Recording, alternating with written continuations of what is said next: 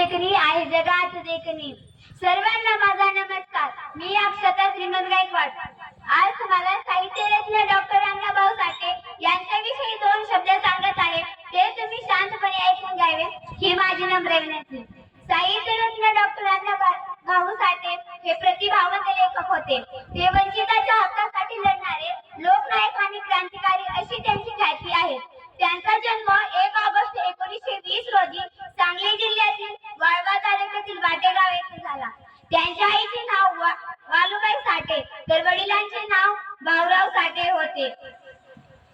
ते फक्त 1.5 दिवस शाळेत गेलेले अण्णाभाऊ साठे यांनी 35 कादंबऱ्या, 19 कथा संग्रह, 11 पोवाडे, 14 लोकनाट्य, 1 प्रवास वर्णन व शेकडो लावण्या गाणी लिहिली आहेत.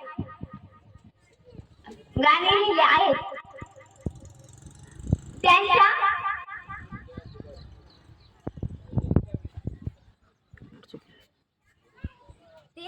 1932 साली